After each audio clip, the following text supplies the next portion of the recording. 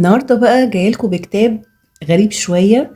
وانتوا عارفين ان انا بحب شوية اقرا في موضوع الفانتازيا والخيال العلمي شوية والتنمية البشرية والحاجات دي كلها. النهارده هنتكلم عن كتاب اسمه عوالم متعددة الأكوان الموازية وقوانين الطبيعة لميشيو كاكو.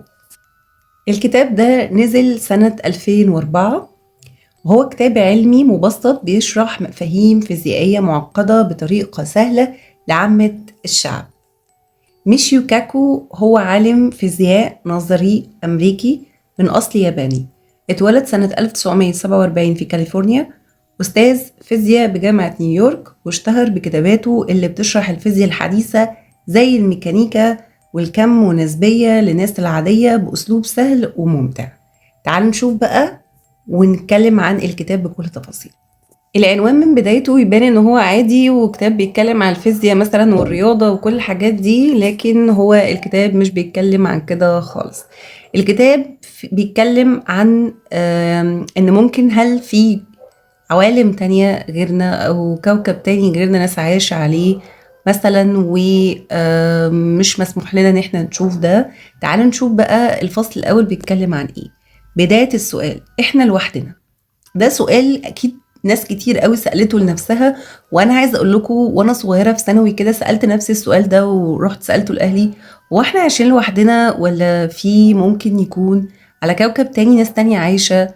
فرد يعني والدي وقال لي وقتها ان ربنا بيخلق يعني كل شيء، ممكن يكون في ناس تانية عايشين بشكل تاني، عايشين ليهم مجرة تانية وحياة تانية احنا منعرفش عنهم حاجة، وممكن هم يكونوا عارفين بوجودنا بس احنا ما نعرفش.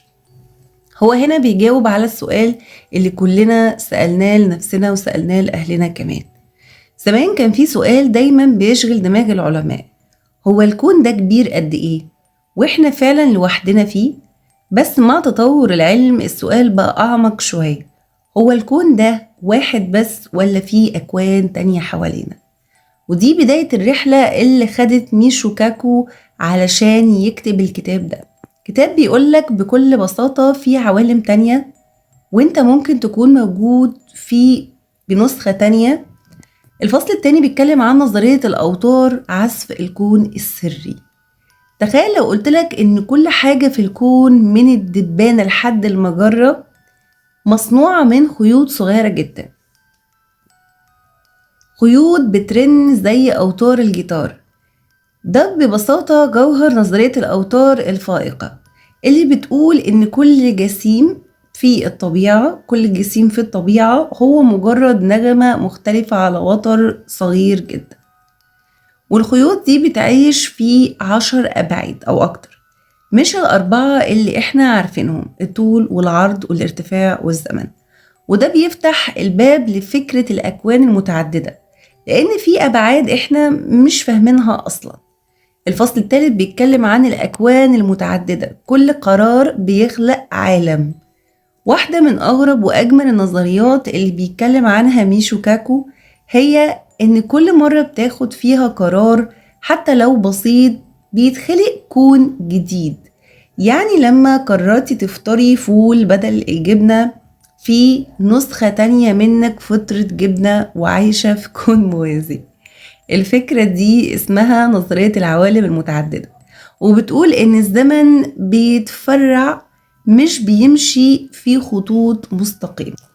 الفصل الرابع هو بيتكلم عن أنواع الأكوان، مش كله شبه بعضه، مش كل أكوان شبه الكون بتاعنا إحنا. ميشو بيقسم الأكوان المتعددة لأنواع: أكوان فيها نفس القوانين بس بحكايات مختلفة، أكوان تانية القوانين فيها نفسها بس ترتيب الذرات مختلف، وأكوان تالتة الفيزياء فيها مختلفة تماما. ممكن الجاذبية تكون مش موجودة أو الضوء ما يكونش بيتحرك بنفس السرعة. ودي نظريات مش تخمين، دي طالعة من معادلات رياضية معمولة في جامعات كبيرة زي MIT وكمان ستانفورد. الفصل الخامس بيتكلم عن التكنولوجيا والبوابات، ممكن نروح هناك ولا لا؟ أهم سؤال بقى، هل ممكن في يوم من الأيام ندخل عالم تاني؟ على فكرة السؤال ده يعني خطر في بالي كتير جدا، يعني بفكر فيه كتير، بالذات برضو ان انا كنت بقرأ كتير وانا صغيرة، وكمان كنت بتفرج على افلام كتير قوي فيها الحاجات دي، فكانت دايما الموضوع شاغل دماغي. هل هم عارفين ان في عوالم تانية وفي بوابات تانية، بس هم مش عايزين ان احنا نعرفها مثلا؟ هل الافلام دي فعلا حقيقية فهم بيوصلوا لنا من خلالها ان في حاجة زي كده، بس برضو مش عايزيننا نتعمق فيها قوي ونعرفها؟ كفاية قوي ان احنا بنشبع رغبتنا وبنتفرج عليها لمجرد المتعة وبس. فالسؤال ده كنت بسأله لنفسي كتير قوي، فبصراحة يعني ما كنتش بلاقي له إجابة. لكن الأكتر اللي زي ما قلت لكم كنت مؤمنة جدا بفكرة إن ربنا أكيد خالق دنيا تانية وعوالم تانية، وممكن مش هنشوفهم غير يوم القيامة. يعني الله أعلم الدنيا فيها إيه والمجرات فيها إيه، وفعلا زي ما هو بيقول ما فيها المجرات تانية وفي ليها جزيئات تانية وليها كواكب تانية ومجموعة شمسية تانية، برضو الله أعلم. الفصل الخامس بيتكلم زي ما قلنا عن التكنولوجيا والبوابات، ممكن نروح هناك. هل ممكن في يوم من الأيام ندخل عالم تاني؟ ميشو بيقول إن التكنولوجيا ممكن تتطور يوم ما ونقدر نفتح بوابة لعالم تاني، لكن المشكلة إنك لو دخلت ممكن ما تعرفش ترجع، وده لأن الزمن والمسافة ممكن يكونوا هناك بيتصرفوا بشكل مختلف. عايز أقولكم إن أنا سمعت فيديو كان للعالم أحمد زويل. حد سأله من المذيعين السؤال ده: هل نقدر يكون في بوابة زمن نرجع لورا؟ يعني هو ما قالتلوش نطلع لقدام في المستقبل، هل نقدر نرجع لورا؟ ان ممكن الرجوع بالزمن للوراء؟ نعم ام لا؟ في الوقت الحالي لا.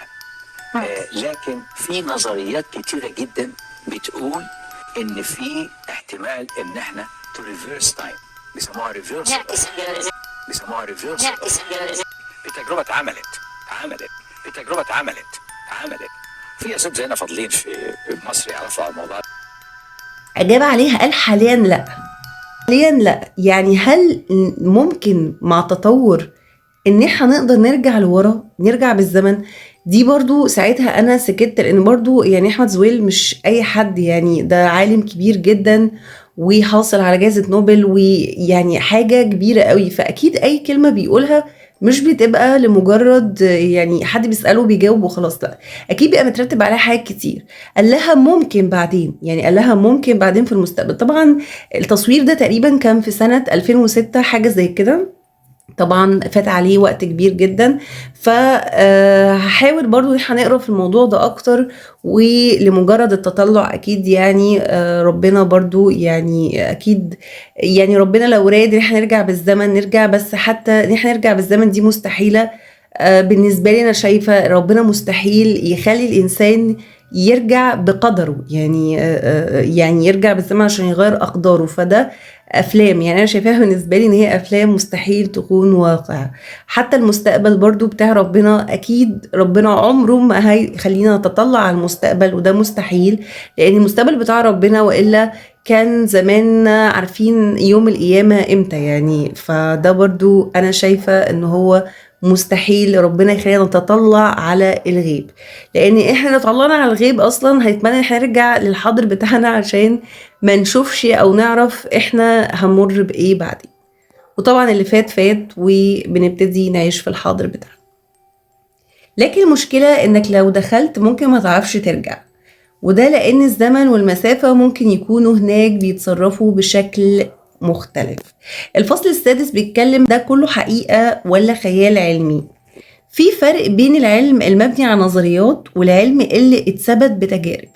اللي بيتكلم عنه ميشو لسه في مرحلة الفرضيات، يعني لسه بيقول ممكن هنشوف، لكنه مبني على معادلات حقيقية ومعقدة.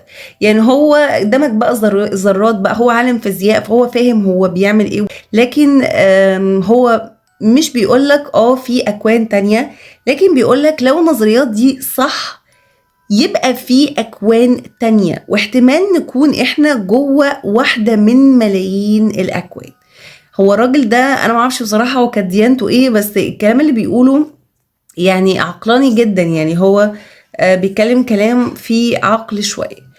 الخاتمة بتاعت الكتاب ده هو بيقول طب أنا فين دلوقتي؟ يعني أنا دلوقتي في مستقبل، هل أنا في الحاضر؟ طب أنا هل في الماضي وأنا عايش فيه مثلا، أو أنا مريت بكل ده وبمر بيه تاني؟ طب هل في حد بيرجعنا بالزمن لورا وإحنا مش عارفين فبيمسح ذاكرتنا؟ في حاجات كتير قوي كده بتتقال، بس دي كلها برضو مش حقيقة. ده مجرد تلاعب شيطاني كده بالأفكار، ويخليك تحس ان انت طب انا عايش فين، طب انا عايش في مستقبل، طب انا عايش في الحاضر. طبعا كل الحاجات دي طبعا زي ما بقول ده لعب شيطاني فقط.